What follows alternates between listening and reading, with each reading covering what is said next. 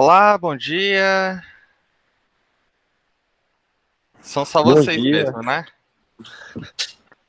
Por enquanto, enfim.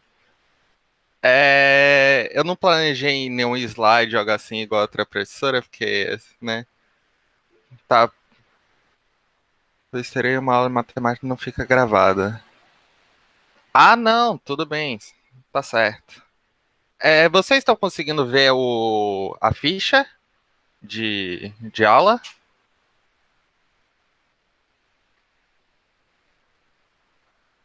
Aqui,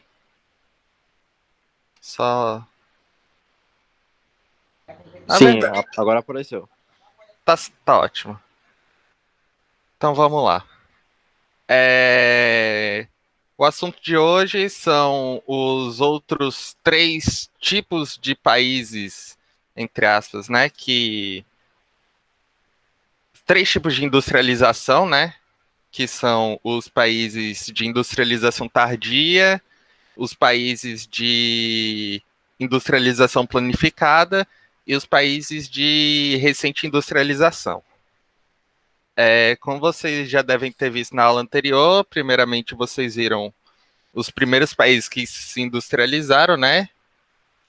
Provavelmente com foco nos Estados Unidos e na Inglaterra, né? Na Grã-Bretanha. E agora essa aula será dos outros três, né? De industrialização tardia, de industrialização planificada e de industrialização recente. Primeiramente, eu vou falar dos países de industrialização tardia. Que esses países de industrialização tardia são países que começaram suas industrializações depois dos Estados Unidos e da Inglaterra, que foram os países que começaram essa industrialização.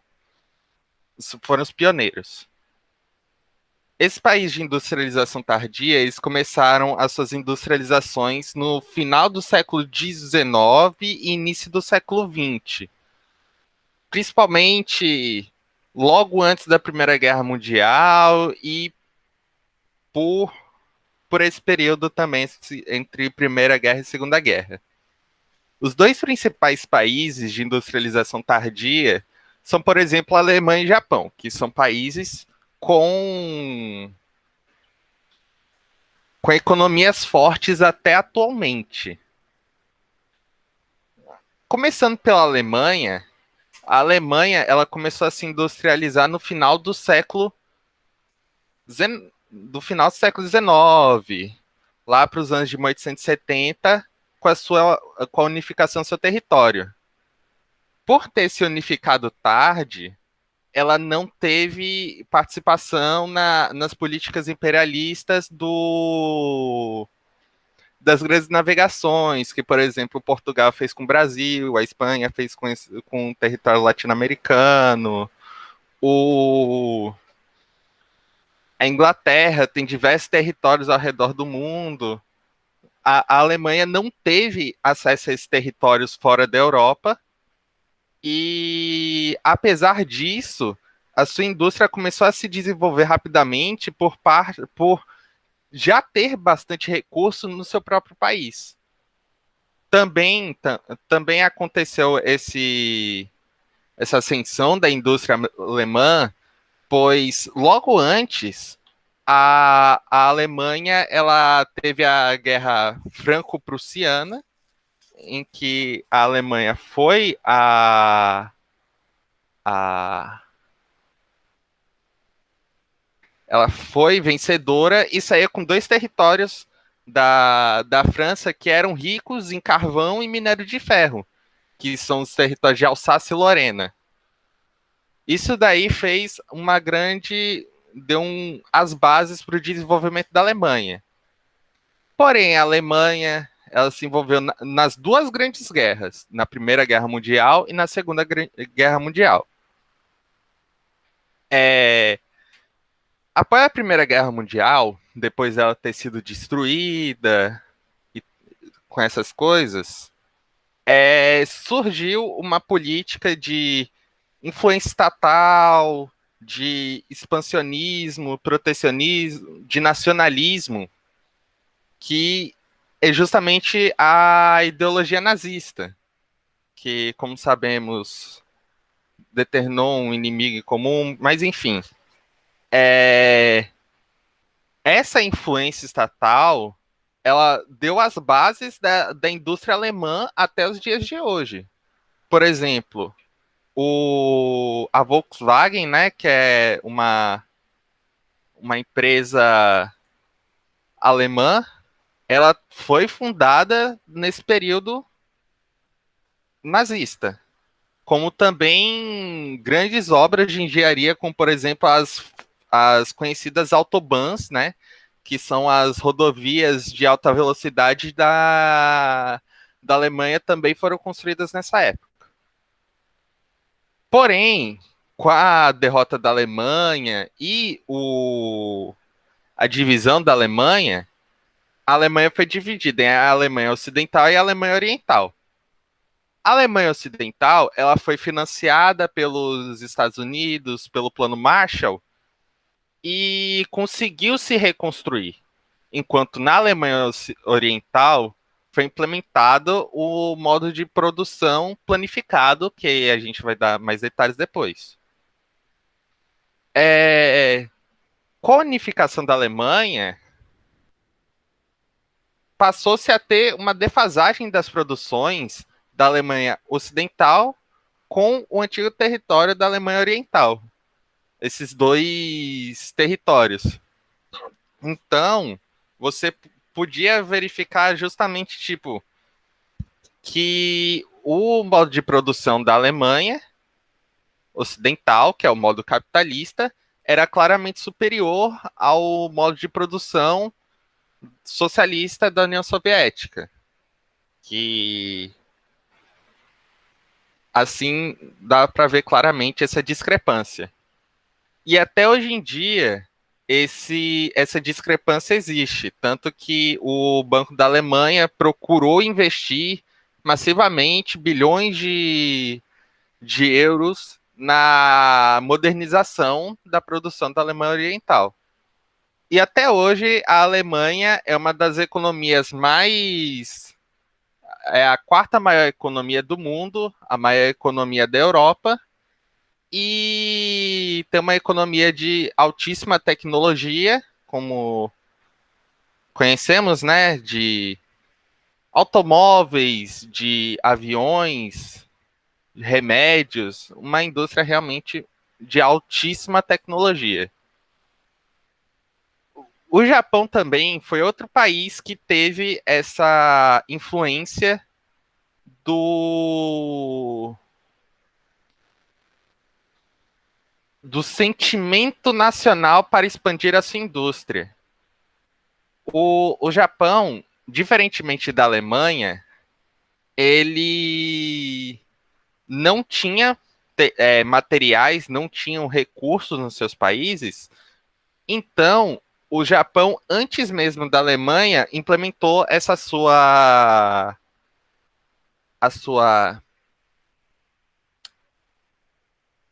essa ideologia expansionista, ideologia de influência estatal nos meios de produção para financiar a sua industrialização. Tanto que o Japão ele era uma das grandes potências da Ásia já no início do século XX, e travava uma guerra em direção à China e ao Sudeste Asiático, antes mesmo da Segunda Guerra Mundial. Aí o Japão tinha, apesar de não ter recursos no seu próprio território, ele tinha, por exemplo, o território da Manchúria, que é ali ao norte da China, e também outros territórios no Sudeste Asiático, em direção à Indonésia, à Malásia, Taiwan, esses territórios. Porém, o Japão perdeu esses territórios com a Segunda Guerra Mundial. O Japão foi aniquilado com a Segunda Guerra Mundial, com as bombas atômicas, enfim. Porém, virou um grandíssimo aliado dos Estados Unidos. Os Estados Unidos bancou a reconstrução do Japão.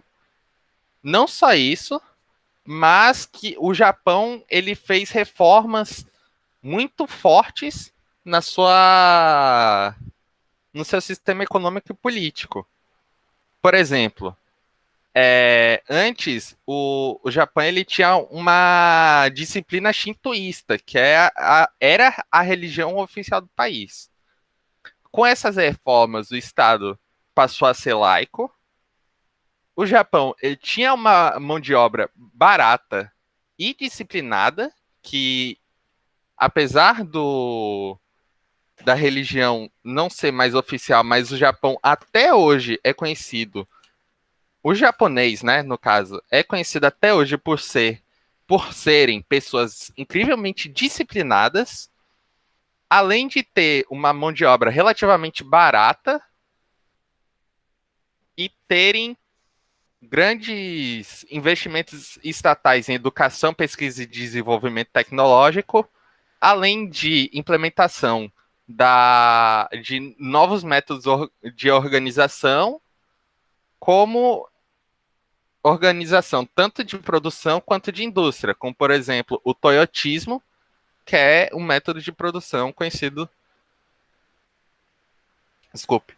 É um método de produção muito bem feito que começou no Japão com as suas especificidades do país, diferente do Fordismo. E hoje o Japão é a terceira economia do mundo, por muito tempo foi a segunda economia do mundo, porém, com o grande crescimento da China, passou a ser a terceira maior economia do mundo. Porém, ele sofre uma crise de desconfiança, porque apesar de ser um território minúsculo, com uma população não tão grande, é um país muito rico. E o japonês também é um povo que sempre preferiu poupar as suas riquezas ao invés de gastar, diferentemente no Brasil, do Brasil, por exemplo. Então, o Japão é um povo, o japonês é um povo que, o povo japonês é um povo que não consome muito.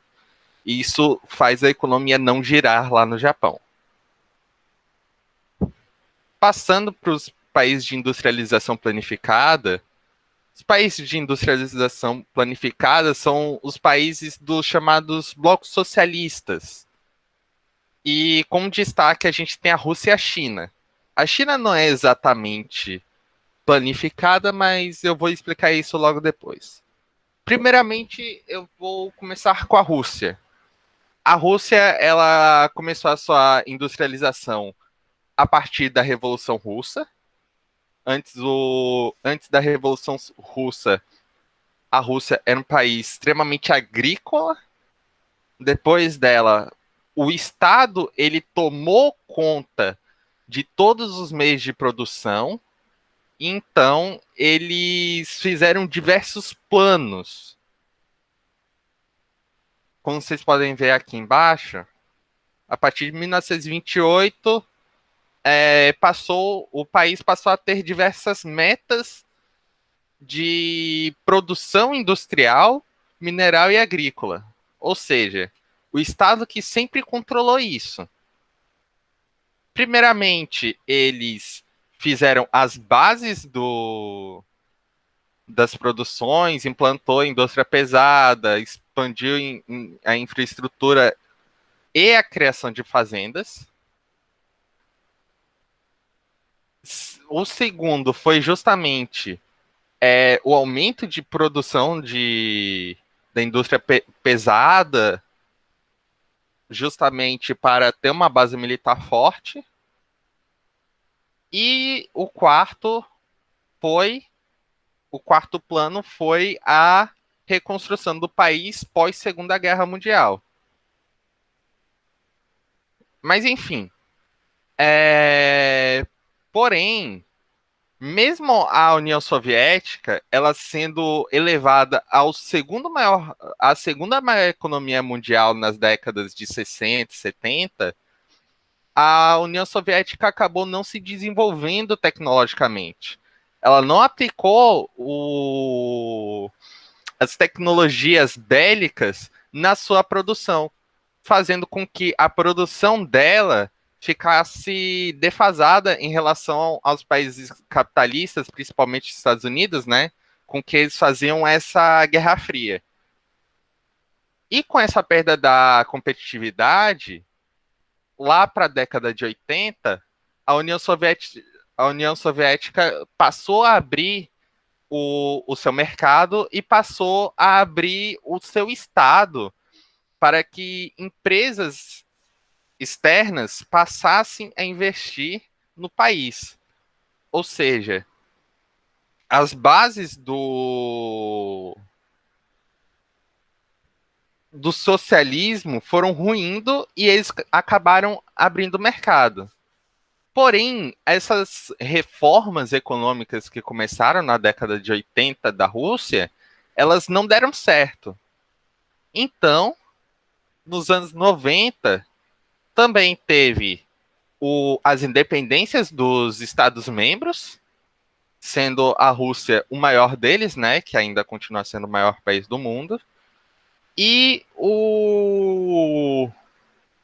e a perda de muitas indústrias, principalmente a perda de competitividade, ficou exposta. Porém, a Rússia ainda tem um vasto território com uma população relativamente grande e, além disso, eles possuem uma abundância muito grande de recursos. Eles têm diversos recursos no Monte Ural, nos Montes Urais, como minério de ferro, epa, minério de ferro, zinco, outros recursos que são importantes para as indústrias, bem como altíssimas reservas de petróleo e gás natural, fazendo com que a Rússia seja o segundo maior exportador de petróleo do mundo. E também a Rússia possui a maior reserva de gás natural do mundo, à frente até mesmo dos países do Oriente Médio. E dessa forma, a Rússia ela ainda tem um crescimento consistente, é um dos países que pertence ao BRICS, né, que é o grupo dos países em desenvolvimento, Brasil, Rússia, Índia, China e África do Sul. E essa indústria também ela tem uma base nesses recursos que são presentes no país. Passando para a China ela sempre foi um império milenar, né? Desde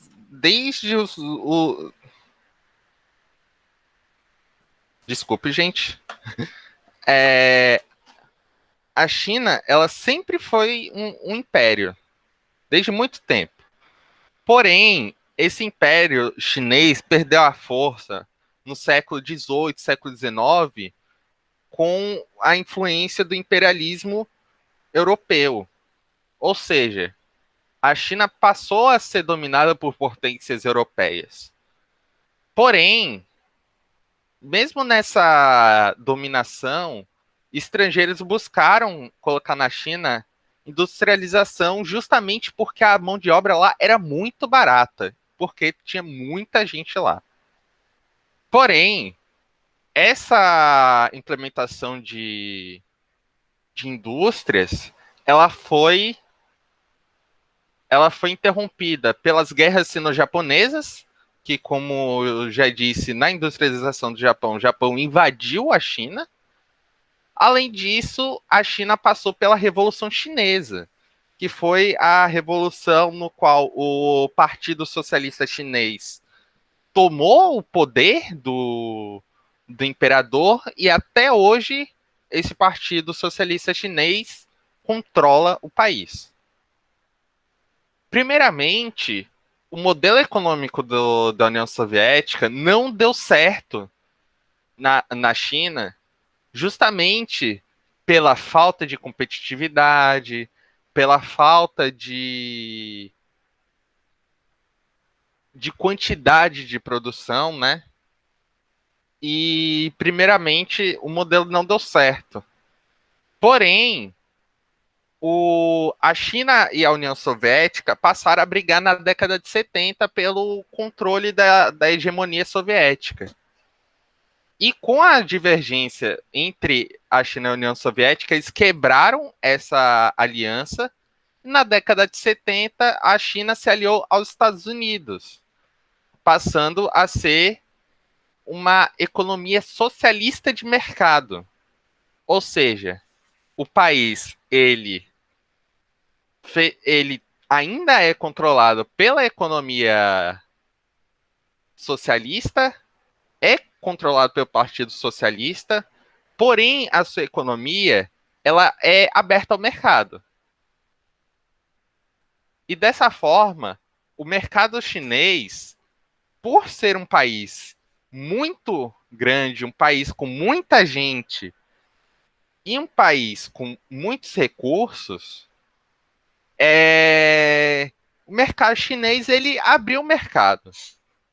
E assim atraiu diversas indústrias com baixos salários e mão de obra qualificada, política tributária, controle da taxa de câmbio, que é muito importante. Eles também construíram uma boa infraestrutura utilizando da baixa mão de obra. Além de ser um país muito permissivo com poluição e degradação ambiental, e o mercado eterno ser abundante, né? Porque é o país mais populoso do mundo atualmente. Então, diante de todo esse processo, a economia chinesa ela é a maior economia do mundo e atualmente, inclusive, passou a ter destaque na produção de altas tecnologias. Por exemplo, smartphones, né?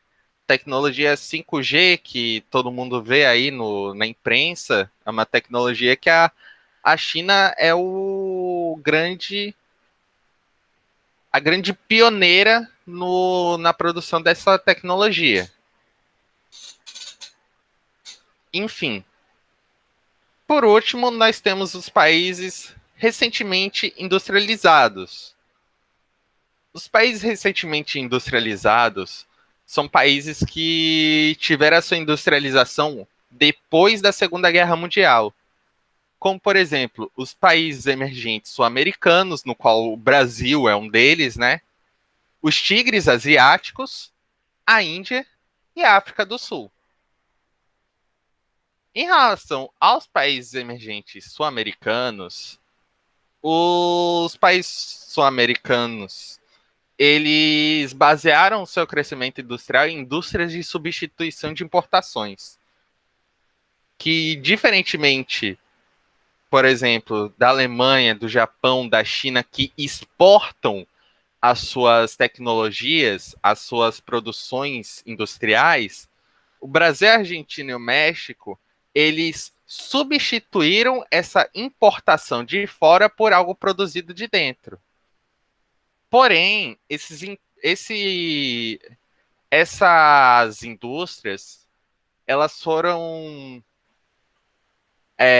fundadas a partir de empréstimos nos quais se foram realizados com petrodólares, que era uma moeda entre baseada no dinheiro do petróleo e do dinheiro do dólar.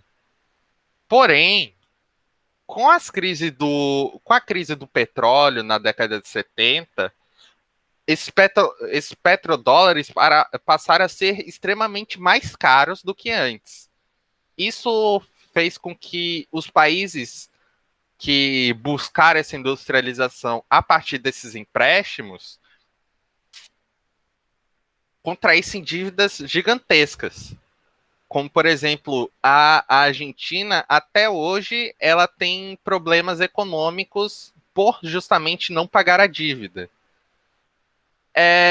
Com isso, todos os países que fizeram esse tipo de industrialização passaram em crises durante os anos 90, que é a chamada década perdida.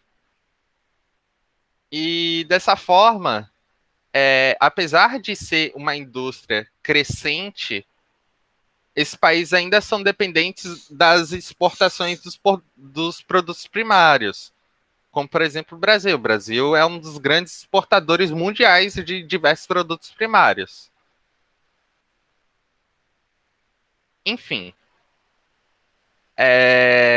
passando para os tigres asiáticos eles são um conjunto de países do Sudeste Asiático que, seguindo os passos do Japão, passaram a ter diversas medidas semelhantes ao país. Ou seja, fizeram reformas econômicas, investiram muito em educação, fizeram uma redução dos direitos trabalhistas, fez investimento em infraestrutura e, e, e até hoje eles são exemplos de altos países em índices de IDH e educação, como, por exemplo, Coreia do Sul, Taiwan não é exatamente um país, mas Taiwan, por exemplo, o Singapura, por exemplo. Também podemos colocar também nesse exemplo a ilha de Hong Kong, por exemplo, também.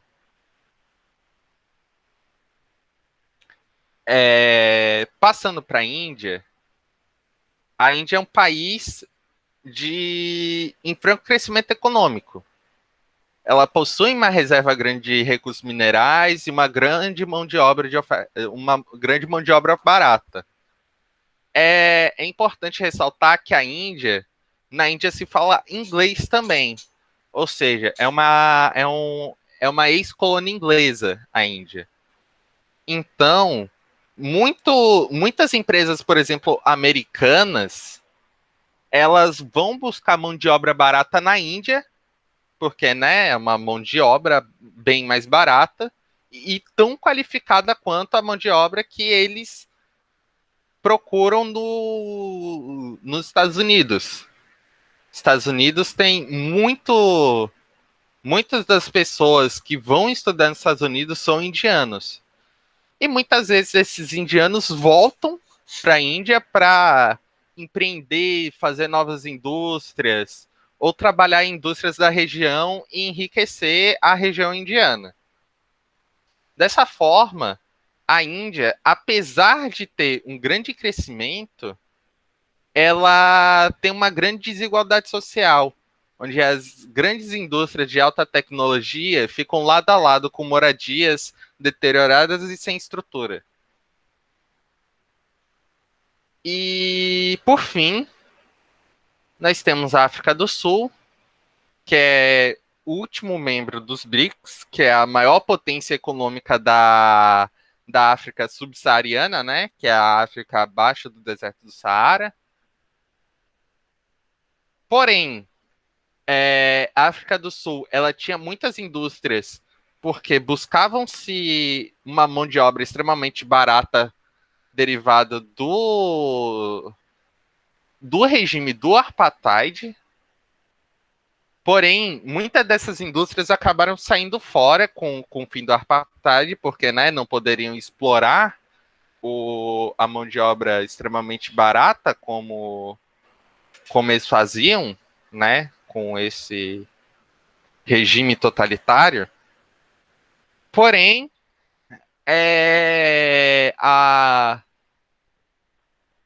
o país apresenta um crescimento constante de suas indústrias a partir dos anos 2000.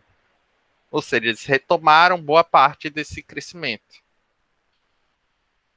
E, apesar de ter uma indústria relevante para sua região, ela não é uma indústria tão relevante para o resto do mundo, por exemplo. Mas é o país com a maior indústria da África subsaariana. E também o mercado da África do Sul não é um mercado tão extenso como o dos outros países, principalmente porque, apesar de ter uma boa renda o país, a renda é extremamente concentrada e também quem não tem renda na África do Sul não tem praticamente nada. Por fim, eu acho que acabei essa aula.